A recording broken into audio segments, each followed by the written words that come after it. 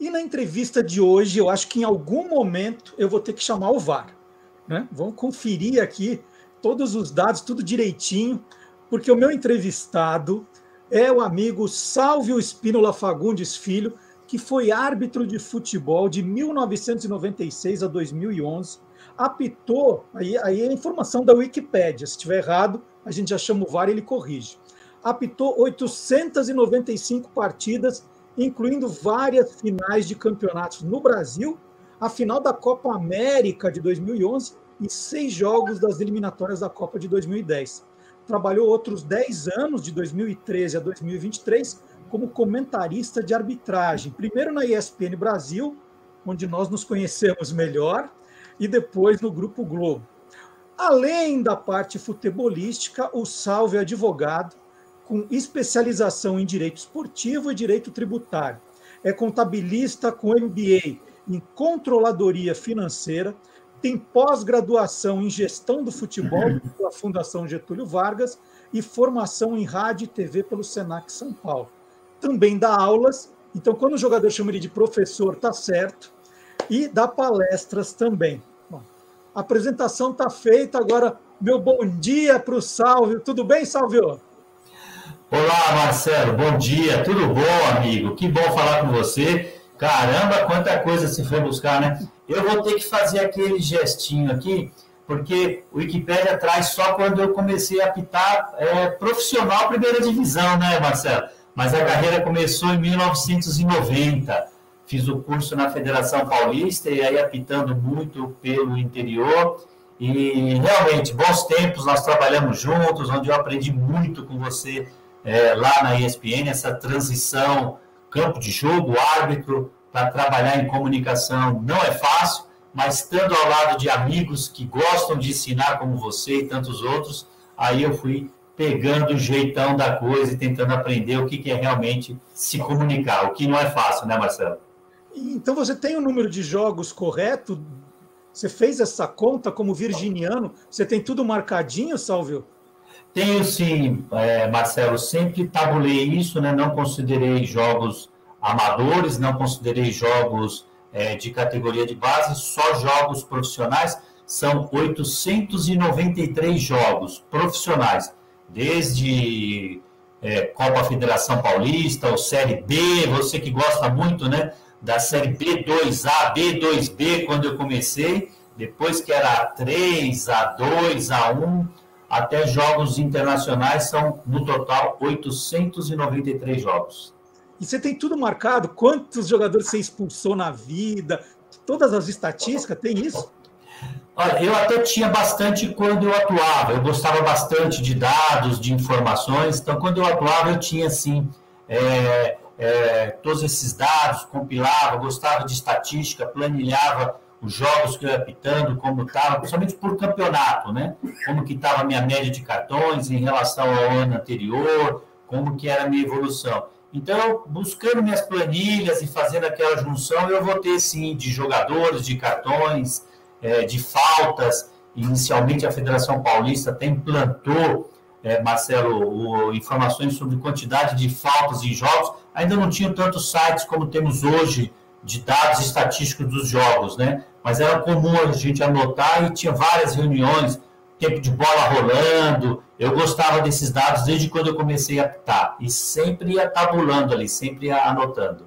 Você sabe dizer quem foi o jogador que você mais expulsou na vida, Sálvio? Olha, eu não tinha um índice muito alto de expulsões, não, viu? Mas, assim, tem alguns jogadores que marcam, né? Que realmente eu puxei bastante cartão vermelho. Eu posso dizer para você que tem uma expulsão que é bem laia, né? Que eu apitei um Palmeiras e Santos, aquela famosa expulsão do Diego Souza e do Domingos. Então, eu diria para você que esses dois jogadores que eu acompanhei bastante assim, na carreira, se eu for puxar a quantidade de cartões vermelhos que eu mostrei, acho que são os jogadores que receberam bastante. Até porque, Marcelo, deixa eu te falar, eu tenho uma expulsão na minha carreira que eu comento e ninguém acredita, mas é verdade. Eu expulsei o Mineiro, jogador do São Paulo, jogador da seleção brasileira. Por que eu digo assim, né? Porque Até a imagem, quando eu vejo aquela imagem, quando eu busco esse vídeo, eu levanto o cartão vermelho e olho para o Mineiro e falo, Mineiro, não tem como expulsar você, um cara corretíssimo, um cara que não batia, um cara que dificilmente cometia faltas, né? E ele já tinha um cartão amarelo, recebeu um segundo cartão amarelo e foi expulso um jogador que era difícil de receber cartão. Mas eu acho que Diego Souza e Domingos, mesmo estando naquela hilária expulsão do antigo Parque Antártica, eu acho que são os jogadores que eu mais expulsei. Bom, você pediu desculpa para o Mineiro por ter expulsado ele, mas por que você chama de hilária? Conta pra gente essa expulsão do Diego Souza e do Domingos. Ela é muito hilária, né, essa expulsão, porque ela é marcante. A imagem também é muito forte, né? Era um jogo semifinal de Campeonato Paulista, já tinha tido o jogo na Vila Belmiro, era o jogo da volta, e o Santos estava praticamente se classificando, né? E aí, daqui a pouco, o Diego Souza, com toda a vontade dele de querer ganhar, um jogador muito aguerrido, e que todo time de futebol tem que ter um jogador como o Diego Souza, né? E aí ele, naquela ânsia de querer classificar o Palmeiras na oportunidade, né? Aí o Domingos entra em campo. Entra e só com uma missão que pareceu, substituir ou provocar o Diego Souza, né? E aí o Diego Souza vai no banco, recebeu a informação, e o Domingos fica lá com ele, mostrando que estava marcando o Diego Souza, mas estava provocando. E aí, de repente, os dois ficam cabeça com cabeça, e o quarto árbitro me informa, né? Olha, Diego Souza e Domingos, cartão vermelho. Os dois se pegaram, né? Nas minhas costas. Marcelo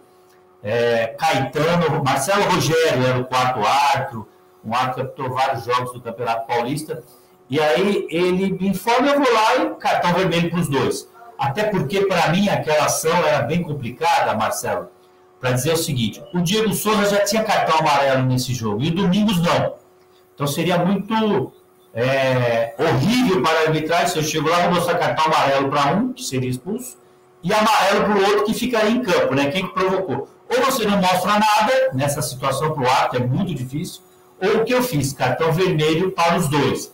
E aí o Diego Souza sentiu provocado pelo Domingos, dá uma confusão entre os dois, o Diego Souza chega aí para o vestiário, né? Depois da expulsão, volta do vestiário e aí que começa a briga, aí que começa a confusão, onde ele dá uma banda, uma rasteira, como qualquer um que conhece aí, no Domingos, e cai o Domingos, e aí vira uma confusão no antigo Parque Antártica, no antigo Palestra Itália, e aquela confusão, por isso que ela é hilária, né? Toda hora, todos lembram dessa imagem, quando na rua todo mundo fala comigo, essa imagem sempre vem e aparece o Salvio lá, expulsando os dois jogadores. O Salvio, você parou um pouquinho antes da idade limite, né? Por quê? Você cansou? Você falou, não, eu apitei aí essa final da Copa América, vou parar no auge. Qual foi o seu sentimento? Você podia ter apitado o quê? Mais 1, 2 anos, era isso? Marcelo, ótima pergunta, né? A segunda posição sua nunca passou pela minha cabeça. Eu estou no auge, apitei meu principal jogo e vou encerrar a carreira. Não. Tem um pouco da sua primeira colocação. O que é você cansou, né? O que é o árbitro cansar, né? E aí é você realmente ver quais são as metas que você tem como na carreira, aonde você pode chegar, né? Na carreira, isso realmente passou por mim. E o que eu poderia apitar e a conciliação do meu mundo profissional, da minha atividade profissional fora da arbitragem, que eu sempre atuei no mundo corporativo, com a arbitragem, né? Então, eu tinha que ter tomado uma decisão, ou ficar na arbitragem e sair do mundo corporativo, onde eu teria um tempo muito curto na arbitragem, que seria pouco tempo, né? Ou eu sair da arbitragem e ficar no mundo corporativo, onde eu teria muito tempo, como até hoje. E não tenho dúvidas de que a decisão foi acertada, essa realmente foi a decisão que pesou naquele momento. Eu cheguei no momento que acho que essa palavra um pouco cansado, acho que bate um pouco mesmo, né? De conversar com a minha família, de tomar uma decisão de não continuar na arbitragem, porque já não era mais possível conciliar as duas atividades, Marcelo. E a arbitragem não me daria mais nada na frente. Eu não tinha grandes metas na arbitragem de atingir outras competições, porque tem limite de idade. Hoje mudou um pouco, mas naquela época tinha limite de idade, então eu ainda tinha aí 3 anos, 2 anos ainda para continuar apitando. Esse é um fator. Agora, tem um outro fator também que é principal. Naquele ano, a CBF tomou uma decisão, eu já tinha essa informação antes de ser divulgada, de que a CBF estava fazendo uma reformulação do quadro de árbitros internacionais e eu deixaria de ser árbitro FIFA, e vou falar abertamente aqui para você, porque foi o que eu vi, né? Por uma decisão política, precisava-se colocar um outro árbitro na FIFA naquele momento e não tinha ninguém mais para tirar do que eu, por causa da minha idade. Então, eu recebi exatamente essa informação depois. Você vai sair da FIFA, do quadro internacional, porque nós precisamos, naquele momento, a CBF, gerida pelo Ricardo Teixeira, e então tinha uma intenção de nomear um outro árbitro no quadro internacional da FIFA, como foi nomeado no ano seguinte. Então, eu também tinha todo esse conjunto aí de informações, então a minha decisão era, então, aí vou encerrar minha carreira e falo para você, amigo, tenho bastante orgulho da minha carreira, considero que eu encerrei na época certa, considero, cometi vários erros, Marcelo, cometi erros, tive arbitragens ruins, cometi erros, mas tenho mais acertos, muito mais acertos e boas atuações do que erros cometidos. Eu paro para pensar de vez em quando e eu tenho orgulho da minha carreira. Qual foi o seu jogo de despedida, Salve? Você anunciou que era o último ou foi surpresa? Foi surpresa, Marcelo. Isso foi uma grande novidade, né? Era um momento realmente de tomada de decisão. Não é fácil, né? Mas eu lembro bem isso, como aconteceu. Eu tinha essas informações de que talvez eu não continuaria mais no quadro internacional da FIFA. Eu lembro que eu fui apitar um Atletiba, acho que apitei um Atletiba, e eu já tinha uma escala da FIFA para apitar um jogo de eliminatórias, Colômbia e Argentina. Eu fui apitar um jogo de eliminatórias, e aí eu fui pensando e falei assim, eu ainda poderia apitar o final do Campeonato Brasileiro, né? E aí eu fui apitar esse jogo na Colômbia, pensando e decidindo, cara, eu vou voltar para o Brasil, eu ainda vou apitar até o final do Campeonato Brasileiro, ou eu decido apitar esse último jogo, né? Eu já fui para o jogo decidido que seria meu último jogo. Eu lembro que eu viajei para Barranquilha, esse jogo foi em Barranquilha, mas só eu e minha família que sabíamos que eu não voltaria a apitar mais jogos, né? Vou encerrar a carreira, até posso dizer isso, até um pouco prematura, porque eu poderia apitar outros jogos. E aí foi bem histórico isso, viu, Marcelo? Eu acho que eu nunca conversei tão publicamente assim como você está tirando essa informação. Eu fui apitar esse jogo, eliminatórias da Copa, e foi um jogo que eu tenho comigo como uma história. Tenho, inclusive, a camisa do Yepes, que era o capitão da Colômbia, a do Messi, que era o capitão da Argentina. E aí, depois do jogo, eu chamo os assistentes, os 4 árbitros que estavam comigo, e aí, com eles, eu comunico que foi meu último jogo, que eu estava encerrando a carreira, e de lá mesmo da Colômbia, eu enviei um e-mail para a CBF para que não me escalasse na rodada seguinte do Campeonato Brasileiro, que eu estava decidido que esse seria meu último jogo da carreira, e acho que foi uma decisão também que, de vez em quando, me emociona quando eu lembro desse jogo, que foi um jogaço de bola. O Messi, o jogo foi 3-1 para a Argentina. E se você depois olhar nos vídeos, quando eu guardo essa imagem, Marcelo, o que o Messi jogou nesse jogo, realmente eu fico com essa história, entendeu? Esse foi meu último jogo, foi uma decisão antes do jogo e o jogo ajudou muito, porque realmente foi um grande jogo de futebol. E você guardou a bola, o seu uniforme, a chuteira, o meião, a moeda, os cartões, guardou tudo? Eu tenho tudo. Eu não tenho aqui para te mostrar agora, mas esse jogo tem uma história muito interessante, né? Todo jogo de eliminatórias existe uma reunião técnica prévio ao jogo. E o regulamento da FIFA diz o seguinte: jogo de eliminatórias, a bola que é utilizada é a bola da confederação, não é a bola da Copa do Mundo. A FIFA tem o patrocínio da Adidas, em toda a Copa do Mundo usa a bola da Adidas. Mas, por exemplo, quando o Brasil joga no Brasil um jogo de eliminatórias, usa a bola da Nike, que é a patrocinadora da CBF. Quando vai jogar contra a Argentina lá na Argentina, usa a bola da Adidas, porque a Adidas é a patrocinadora da AFA. E assim é o regulamento da FIFA em eliminatórias da Copa do Mundo. E neste jogo, Marcelo, a seleção colombiana apresentou uma bola nessa reunião técnica que seria a bola do jogo. E essa bola, pena que eu não tenho aqui agora para mostrar, né? Esta bola era de uma marca não muito conhecida e ela não tinha, como diz a regra de futebol, o selo de FIFA aprovada.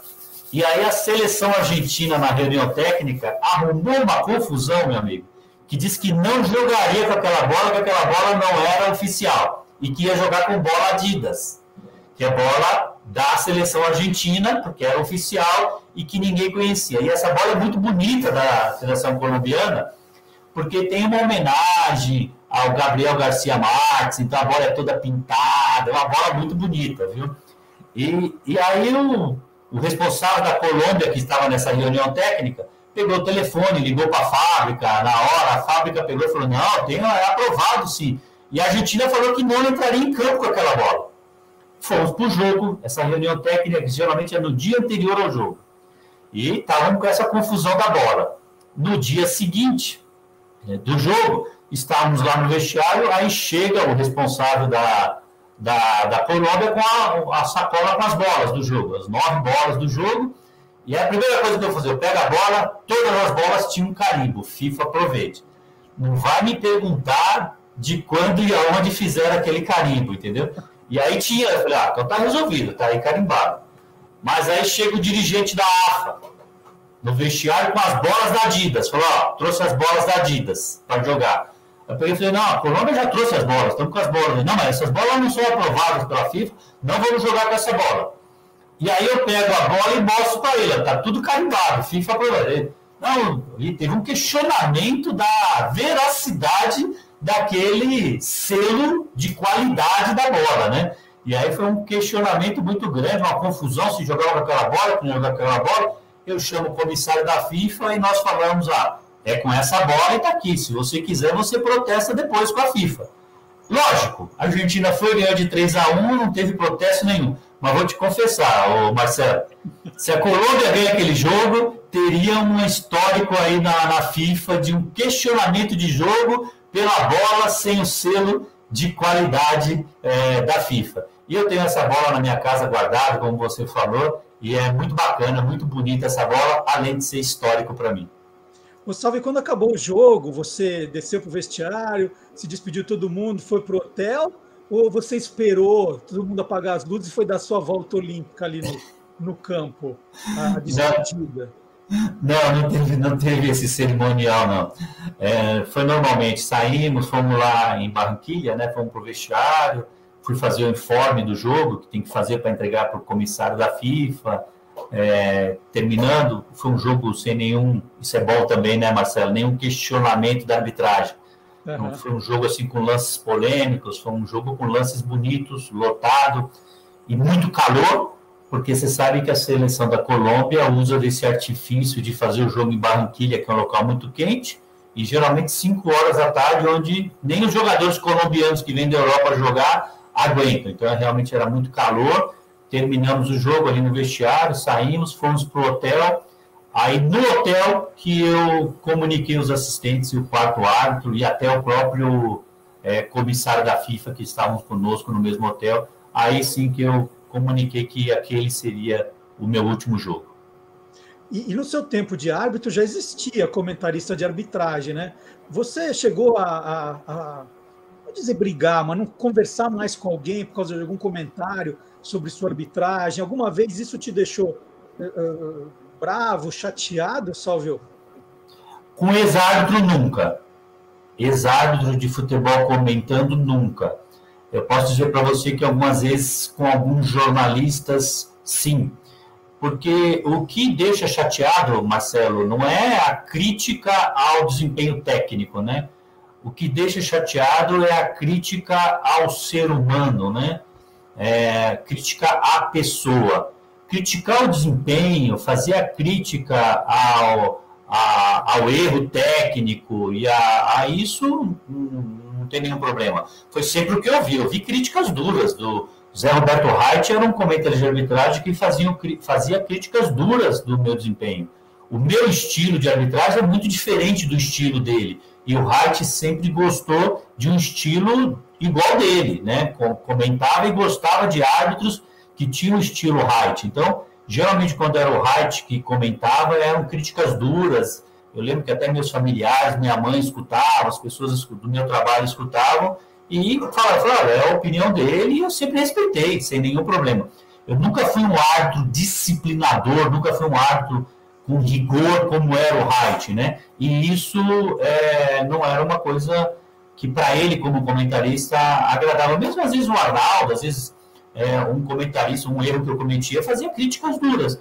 Mas que eu aceitei normalmente como árbitro de futebol, sem nenhum problema, porque era crítica ao meu desempenho. Aí não tem nenhum problema. Eu gosto de falar, Marcelo, eu tinha na minha casa 2 recortes do Jornal Lance. O Jornal Lance pegava os jornalistas e sempre dava nota e comentário, né? E eu tinha um recorte que eu acho que eu até tenho hoje na minha casa ainda, né? Eu sempre gostava de ver. Eu recortei e colei numa folha de sulfite em branco e gostava de ver aquilo. Não vou lembrar o nome dos jornalistas que fizeram a análise dos jogos, mas eu lembro que foi um torneio Rio-São Paulo, jogou Botafogo e São Paulo.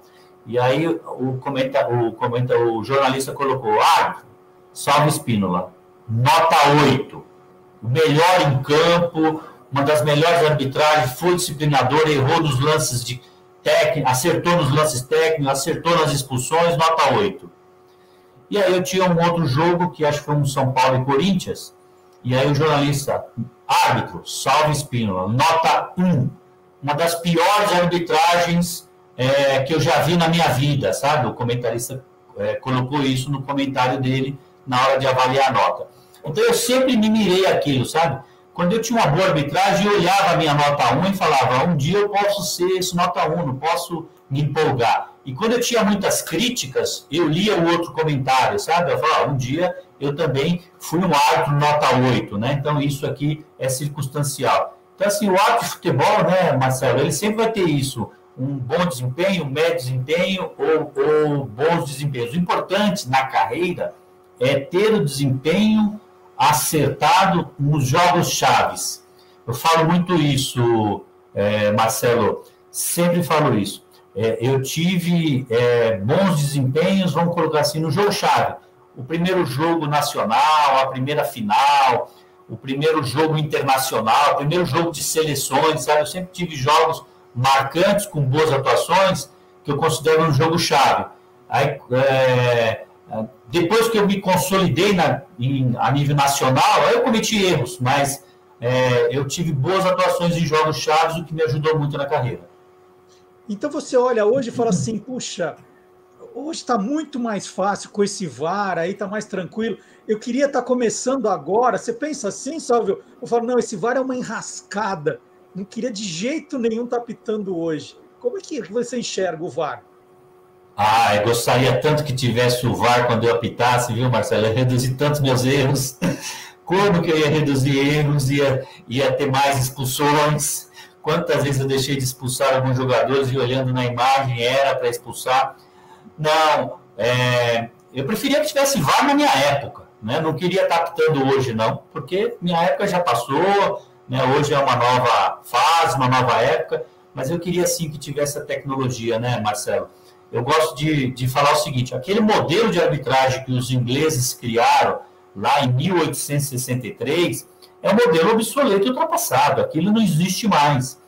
Aí, tanto é que não existe, não é possível no futebol de hoje, que tentou-se criar, né, 2 árbitros em campo. Eu participei dessa experiência, porque existia um modelo falido secular, né, mais de 100 anos, com um cara em campo, com autoridade máxima, decidindo tudo, e comprovado que não dá certo, que falta oxigênio no cérebro para ver uma imagem, para ver um lance e tomar uma decisão, é muito veloz, porque a frequência cardíaca acelera do árbitro de futebol e ele tem que tomar aquela decisão.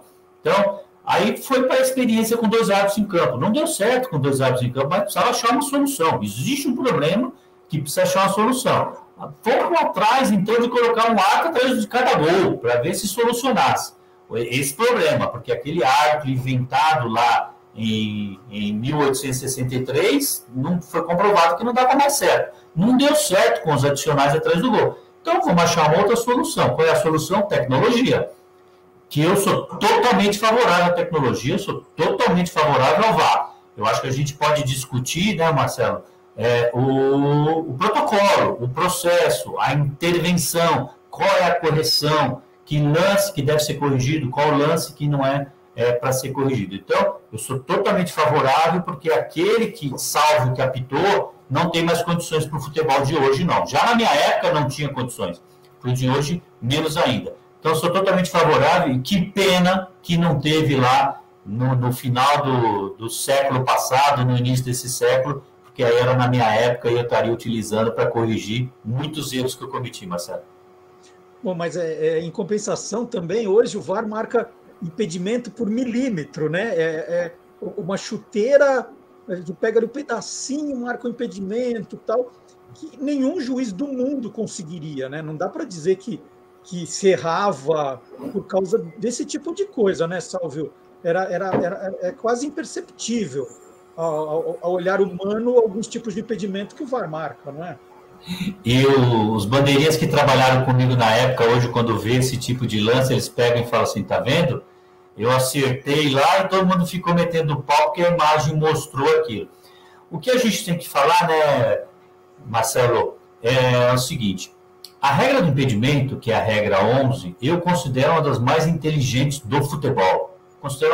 Porque é a regra tática, a regra que permite você fazer com que o adversário não conquiste o território. O futebol veio do rugby e o time, para fazer o gol, tem que conquistar o território do adversário e chegar lá no gol, como é no rugby, né? Então, é uma regra tática. E depois da Copa do Mundo, Argentina e Arábia Saudita, eu fico mais à vontade ainda para falar o único jogo, né, que a Argentina perdeu na Copa do Mundo, porque o técnico da Arábia Saudita foi estratégico na regra do impedimento, deixou sua equipe avançada, os jogadores argentinos não conseguiam conquistar território, ficavam em impedimento, 2 gols anulados da Argentina por impedimento, e não conseguiram fazer o gol, a seleção que foi campeã do mundo.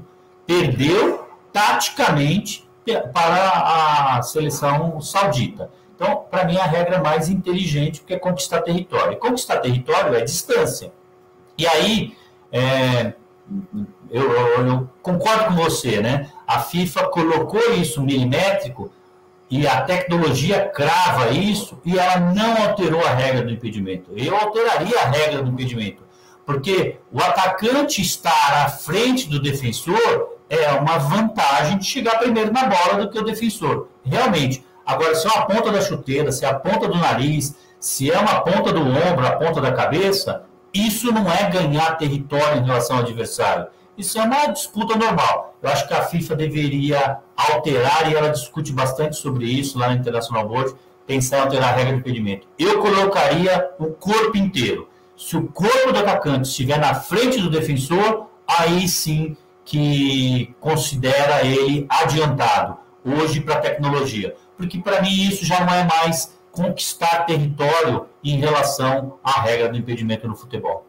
Então vamos dar uma ajuda para a International Board, né? Que outras regras a gente pode mudar no futebol para o jogo melhorar, Salvio? Olha, eu diria para você que eu considero as regras bem inteligentes, né?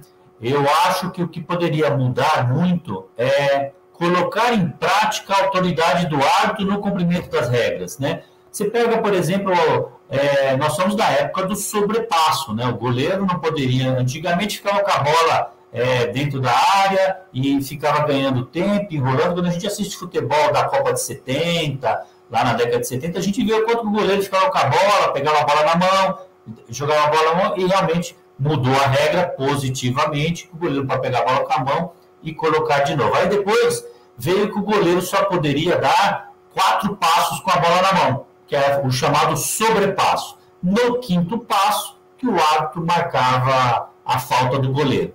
E aí mudou a regra, olha que bacana essa mudança, a regra mudou onde permite o goleiro ficar com a bola na mão 6 segundos. É muito inteligente essa regra. E corrigiu todos os defeitos que nós vimos lá. Se você quiser pegar a bola com a mão, pode. 6 segundos você tem que colocar ela em jogo. Se você não colocar, falta contra você. Ela é muito inteligente, mas por que a gente não vê o árbitro cumprindo essa regra? Quantas vezes os goleiros se aproveitam dela, ficam mais tempo, quando está perdendo o jogo, principalmente, não tem a reposição da bola, que o objetivo foi repor a bola em 6 segundos no jogo.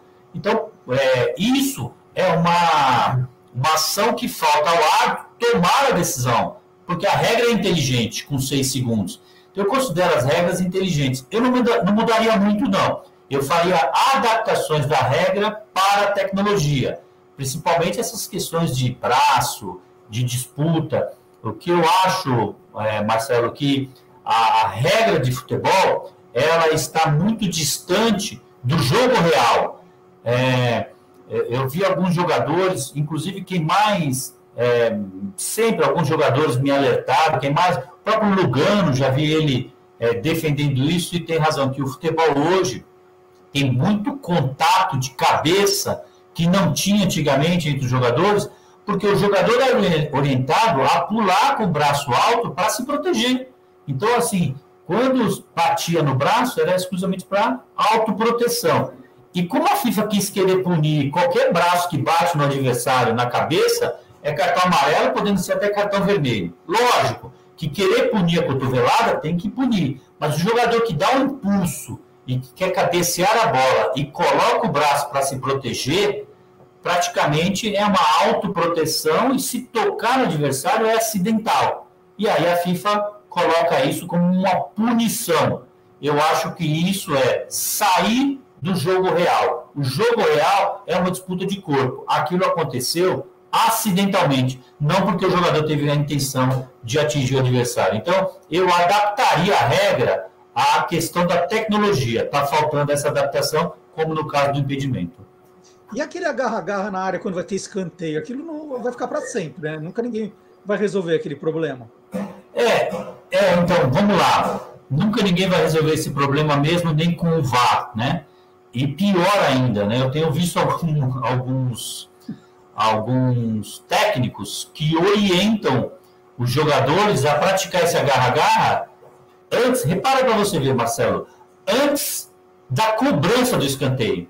Vale a pena a gente explicar. Só é falta quando a bola entra em jogo, depois que é cobrado o escanteio. Então tem alguns técnicos que orientam, fica agarrando. Quando cobrar, você para de agarrar. E aí, o que acontece? Evitou o deslocamento e ao árbitro só compete punir disciplinarmente. Não tem uma punição técnica, não é um pênalti, não é uma falta de ataque. Ele pode só mostrar cartão amarelo. E a FIFA simplesmente resolveu isso, para mim, da pior forma possível, mandando orientação aos árbitros para que tenham arbitragem preventiva. Então, esse é aquele famoso, Marcelo, aquele famoso de pipipi, chama os 2 jogadores, dá uma bronquinha e manda voltar para o local. Eles continuam se agarrando. Ah, tá bom, se continuar se agarrando, aí você vai mostrar cartão amarelo para tentar evitar.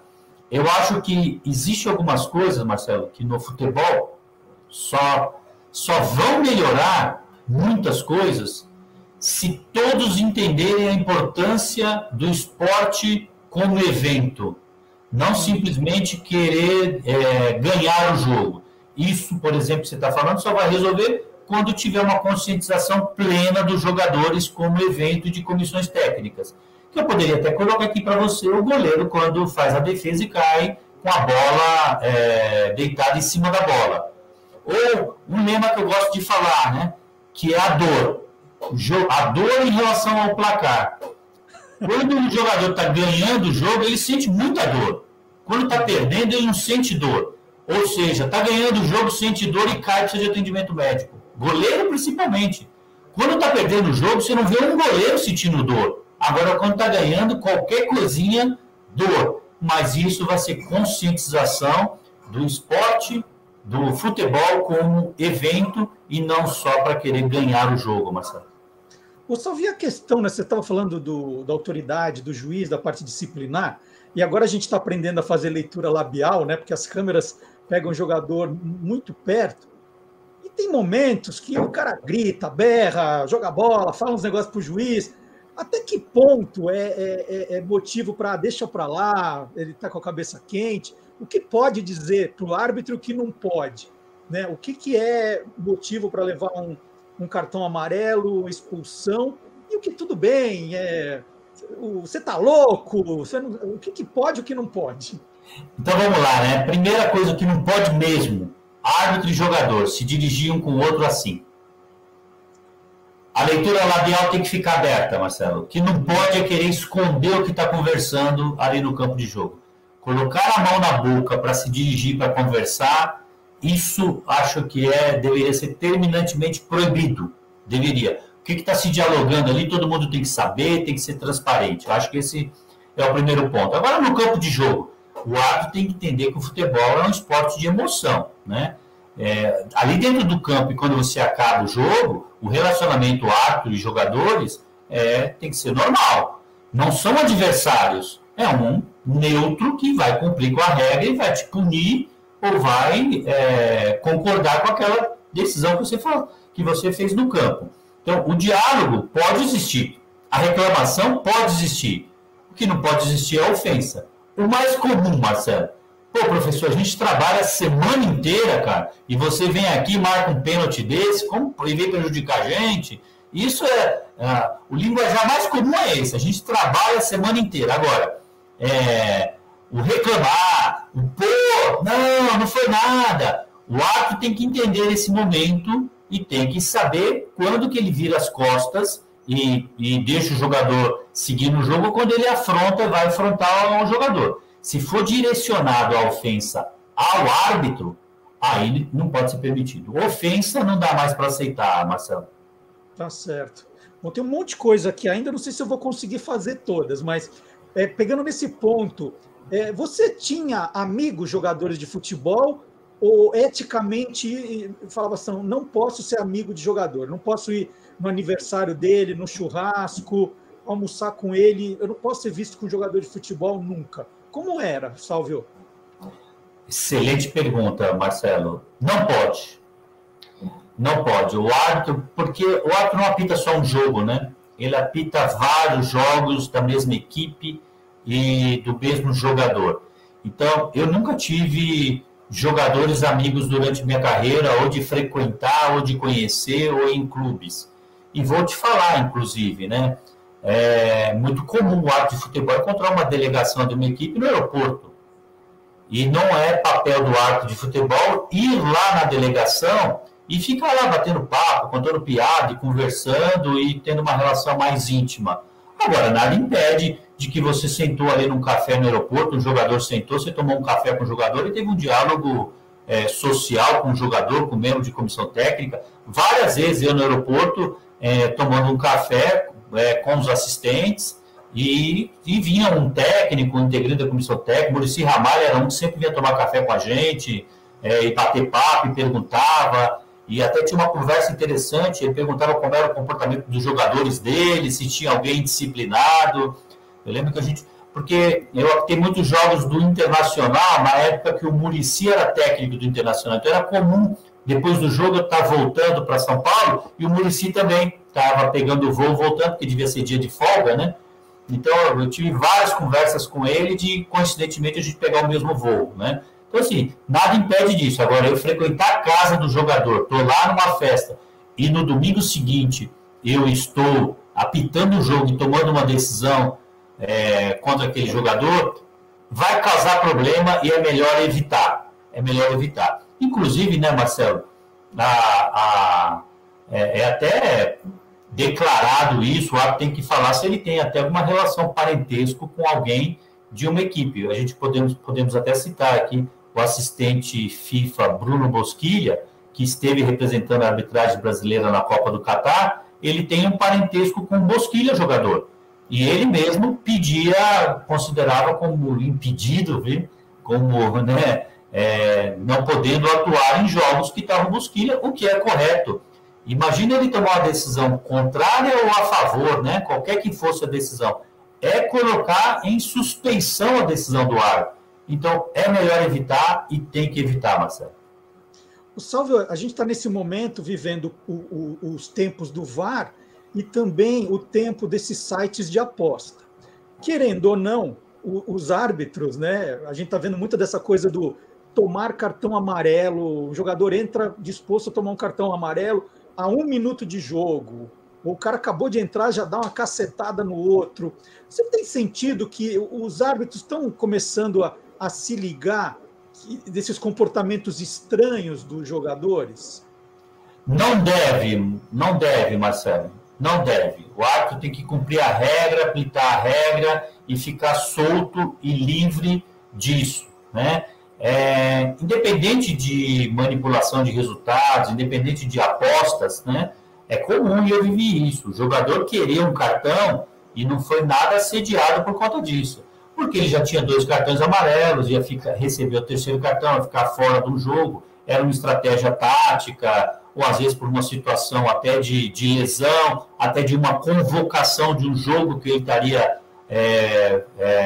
por conta da sua seleção na rodada seguinte, então para ele iria cumprir, e o jogador chegava a pedir o cartão. Várias vezes eu me deparei com isso, viu? E eu simplesmente falava para o jogador, de acordo com a regra, você vai receber o cartão, você tem que fazer alguma coisa que pela regra seja punido.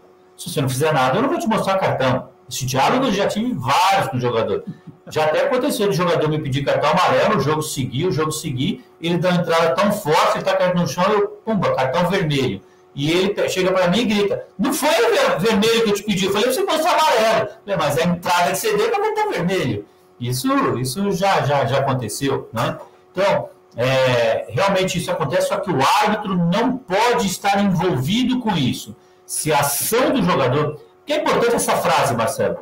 O cartão amarelo ou vermelho, ele não é para o jogador. Ele é contra aquele ato, aquela ação que o jogador praticou no campo.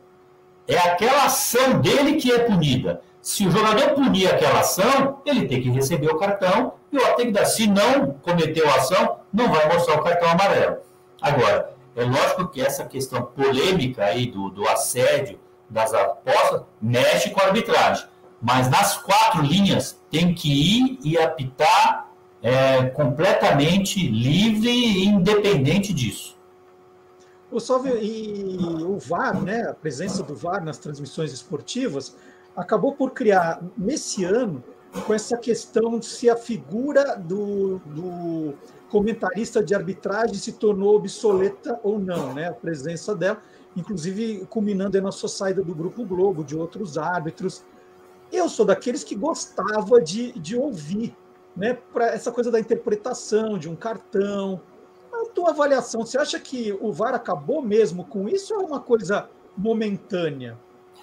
Marcelo, eu acho que sim, né? Não consigo entender muito essa posição lá do Grupo Globo de dizer que foi o VAR. Eu discordo completamente.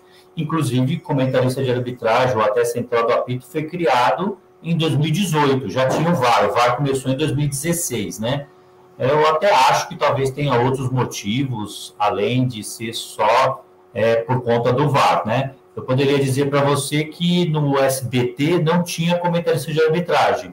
E aí teve um jogo com o VAR, um famoso jogo Palmeiras e River Plate, semifinal de Copa Libertadores, que comentaristas e narradores ficaram um pouco titubeados sem ter um especialista ali para dar a informação do que aconteceu e foram recorrer a um comentarista de arbitragem. Um jogo com VAR precisou. Você, né, Marcelo, colocou exatamente isso, e depois que eu fui fazer rádio, TV, com vocês lá na ESPN, eu aprendi bastante realmente o que é pauta quente, o que é pauta fria, o que é notícia, né? Isso é muito importante. E eu gosto de falar isso.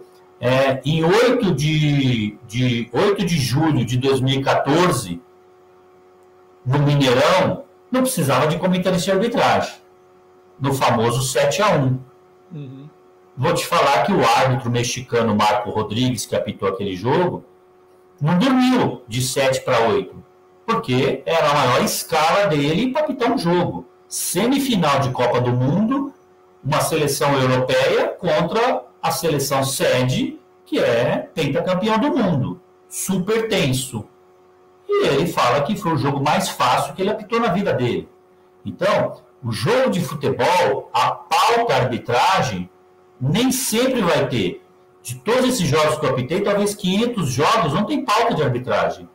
Agora, é surpresa, é inédito. Você não sabe o que vai acontecer no domingo, amanhã. Você não sabe o que vai acontecer na quarta-feira à noite no jogo. O futebol ele vai te causar uma surpresa. Pode ser um lance decisivo, pode não ser um lance decisivo. Se acontecer o lance, vai precisar de um especialista. Muitos jogos, como esse do Mineirão, não precisou de comentarista de arbitragem. Mas inúmeros jogos precisa sim de um esclarecimento, e não estou querendo legislar em causa própria, falando como um comentarista de arbitragem. A sociedade pede. Eu ando pela rua, eu gosto muito de ir na padaria, e as pessoas falam, pô, precisava ter um comentarista, ninguém sabia como que é aquele lance, como que ficou aquele lance, até com uma questão de dar opinião. Eu acho, e até a gente podemos ir na origem, né? Por que surgiu o comentarista de arbitragem? O Arnaldo César Coelho, estou falando na TV aberta na Rede Globo. Porque em um jogo Brasil e Chile, aconteceu uma falta dentro da pequena área, ninguém soube o que aconteceu, o Chile corretamente cobrou a falta na linha da pequena área, fez o gol contra o Brasil e ficou todo mundo criticando o árbitro. No dia seguinte chamaram o Arnaldo César Coelho para explicar, ou então o Armando Nogueira chamou o Arnaldo explicou que estava tudo de acordo com a regra, que o árbitro acertou, e aí viram que na transmissão deram informação errada e convidaram o Arnaldo para ser o comentarista da TV Globo, e aí surgiu o comentarista, vamos falar de forma contínua, é uma grande emissora de televisão. Então, assim, naquele jogo precisou. Vários jogos que eu trabalhei, Marcelo, não precisou do comentarista de arbitragem, vários, mas alguns jogos precisou sim do especialista de esclarecer, porque é inédito, você não sabe o que vai acontecer, é exclusivo. E não é só isso, Salve, agora eu vou legislar na causa dos comentaristas de arbitragem, porque tem isso, né, que talvez alguns lances, né, eles ficam muito claros com a presença do VAR. Inclusive, as mesas redondas de futebol que a gente assistia aos domingos, né, que ficavam horas discutindo se foi pênalti ou não, perderam um pouco o sentido, porque hoje, imediatamente, você já sabe. Não foi pênalti, foi pênalti. Porque são muitas imagens, né? Então, era a mesma coisa que a gente falar, não, então não precisa mais de mesa redonda no futebol, porque o VAR acabou com elas. Tá. Mas tem uma outra coisa, e eu acho que é importante dizer, que há muitas conversas, essas pequenas alterações e interpretações de regras, né? Vai ter uma Copa do Mundo, vai ter um campeonato, então a arbitragem se reúne para discutir. E os ex-árbitros, e você era um exemplo disso, eles estão atualizados, estão sabendo o que está acontecendo, vocês estudam, né? Conhecem a trajetória de determinado árbitro para apresentar antes de uma transmissão. Não, então, esse árbitro já fez isso, já fez aquilo, já apitou isso. E tem um lado também, e o Salve já me ajudou em várias reportagens, para a gente saber o que aconteceu depois com o árbitro, se dormiu bem, se não dormiu, se saiu de camburão, se não saiu. E eu vou contar hoje, Salve, aquele famoso caso do Corinthians e Boca Juniors na Libertadores de 2013. Eu esqueci o nome o Amarília, né? Amarília, Carlos Amarília. Carlos Amarília, colombiano, foi a maior roubalheira da história. E aí eu queria saber como foi. Ele conseguiu sair do hotel, onde ele jantou, aquela coisa toda. E o Salve me ajudou, porque ele tinha contatos, né? Ele falou, olha, se fechou no quarto, pediu não sei o quê, não saiu, só saiu de lá para o aeroporto, né? Então você trazia essa informação, isso era importante. Porque não era só discutir o VAR, né? Não era só isso. E é uma pena, porque, para mim, isso é informação também, informação da arbitragem. É assim que eu enxergo ainda, essa figura dos ex-árbitros trabalhando em transmissões esportivas, que, às vezes, são mais importantes que dois ex-jogadores, por exemplo, falando a mesma coisa, né, como comentarista. Né? Tem dois comentaristas ex-jogadores falando, um concordando com o outro. Né? E aí a gente está falando de alguém que trazia informação. E não é porque eu estou falando com você, esse é o meu pensamento aqui, porque eu adoro informação. Né? Às vezes as pessoas falam assim, não, mas o ex-jogador entende mais que o jornalista que está ali. Talvez alguma parte de tática, sim, é bacana ter um ex-jogador, mas que o outro comentarista seja, por exemplo, um jornalista que foi atrás de informação, que sabe o que está acontecendo nos bastidores, que não tem problema de frequentar a casa de ex-jogador que é amigo de ex-jogador, fica com medo de falar, e o jornalista tem essa função. Aí ficava uma coisa bonita a transmissão. Um bom narrador, um ex-jogador, um comentarista barra jornalista vou chamar de comentarista de arbitragem, mas é o que traz a informação de arbitragem, assim que eu vejo. Então, assim, eu sei que essa sempre foi sua opinião como montagem de um elenco em uma transmissão, né? Como informação e querer trazer de tudo. É lógico que nós, por exemplo, ex-árbitros, né, Marcelo, a gente tem que tomar muito cuidado de não achar primeiro que a gente que está pitando o jogo, não. E o grande desafio para nós, comentaristas e ex-árbitros de futebol, é tentar trazer para o público, né, para o telespectador, para o ouvinte, para o internauta, trazer para o público como aquela situação, quando eu vivi aquela situação, passei por aquilo, como que eu fiz para sair daquela situação? Qual a solução que eu encontrei no campo? Trazer a informação do campo, a nossa experiência de ter passado, né? Se simplesmente mostrar, o bandeirinha errou, não está impedido. Pô, talvez todo mundo ali está vendo, mas olha, ele errou o impedimento porque ele não conseguiu acompanhar a bola e ele está com um posicionamento irregular, ele está correndo frontal, ele tinha que correr lateral, ele ia chegar, opa, isso eu vivi, e aí eu estou trazendo essa informação. Simplesmente, não, errou bandeirinha, não está impedido, não precisa do comentarista de arbitragem, mas por que ele errou, né? Ou por que ele acertou? Olha, próximo dele, o ideal é ele dar 4 passos para trás e ficar fora do campo, que ele vai ampliar a visão dele e aí ele acertaria. Opa, e essa é a solução que deve ser encontrada. Se a gente não conseguir trazer o que a gente viveu em campo, também não vai valer a importância. Como você bem disse, nós estamos no mundo da arbitragem, participamos de fóruns internacionais constantemente, temos fóruns de arbitragem, debatemos situações que são complexas, que não são lances assim, muito objetivos e que as principais cabeças da arbitragem do mundo participam desses debates e também não chegam à conclusão em alguns lances e em questão da regra de futebol. Então, que isso realmente até o próprio árbitro, eu fui instrutor da FIFA e algumas vezes a FIFA chegou a tirar do material didático dos árbitros alguns lances porque ela estava reunida lá com 40, 45 instrutores para decidir sobre aquele lance e não chegaram com a conclusão, Marcelo. Várias vezes eu me deparei com isso, porque você tinha lá, de 40, você tinha lá 12 que eram de uma posição contrária e você não chegava a nenhuma uniformidade de decisão. Então a FIFA optava em tirar aquele lance para não deixar aí para o material didático aos árbitros, porque realmente eram debates não conclusivos. Só vou saber que eu ia estourar o tempo com você, tem um monte de coisa no programa, mas 2 perguntas finais, vai, e mais rápidas. Quando os amigos te convidam para uma pelada agora de final de semana, do churrasco, você pode jogar no time ou você tem que ser árbitro o tempo todo? Nunca! Vou jogar no time, jogo sempre. Quando eu fui árbitro de futebol eu não jogava, eles chamavam e eu não jogava, porque eu tinha receio de participar de um jogo, me lesionar e não poder apitar no final de semana. Hoje disputo o campeonato e vou para cima do juizão quando ele marca pênalti contra o meu time, viu? Já foi expulso, Sálvio? Já fui expulso e o pessoal do meu time disse que os juízes me perseguem, porque geralmente eles gostam de sair de campo e mostrar cartão amarelo para mim, Marcelo. E você sabe que eu sou torcedor do Fulham, né? Sou torcedor do Fulham e hoje estou disputando um campeonato interno no clube, onde é alusivo aos times da Inglaterra. E aí meu time saiu no Aston Villa. Imagina quando eu vou jogar contra o Fulham, né? Eu chego com a minha camisa do Fulham lá para jogar, e aí depois que eu coloco minha camisa lá do Aston Villa.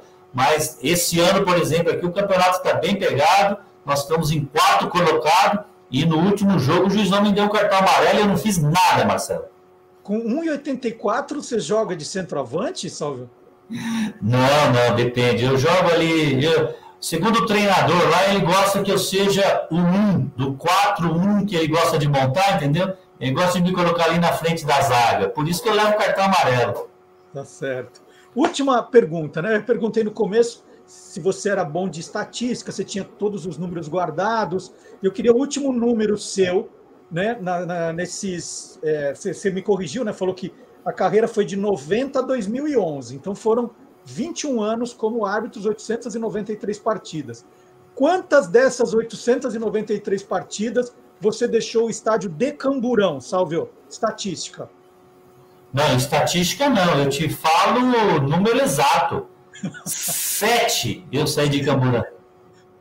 7 partidas. 7 jogos em 7 partidas. Eu tive a primeira, que eu fui batizada, mas eu tenho 7, porque eu poderia falar 8, né? No oitavo a gente estava lá e a torcida foi embora, o Camburão já ia entrar no Camburão.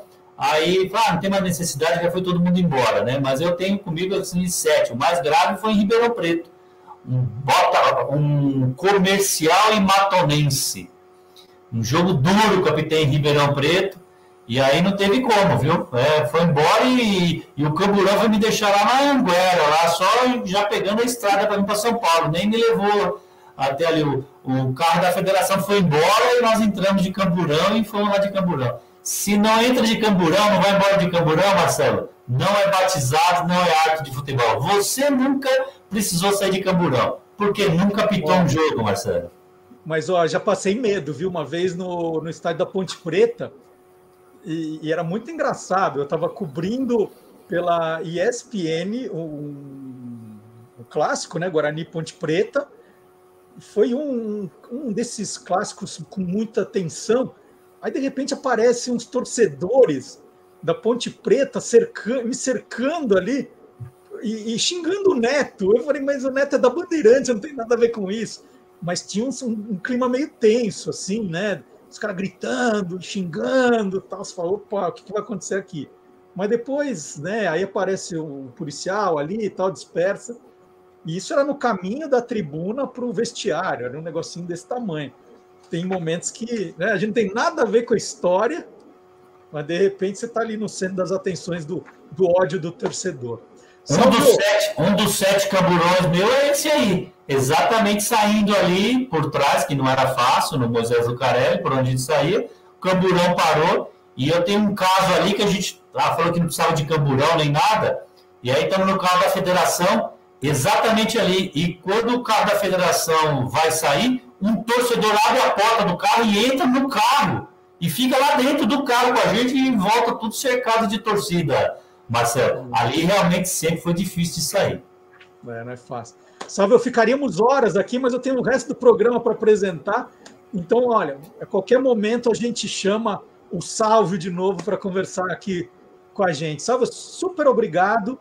Prazer enorme conversar com você depois de tanto tempo e conhecendo coisas novas da sua vida, que isso é o mais legal. Muito obrigado, viu?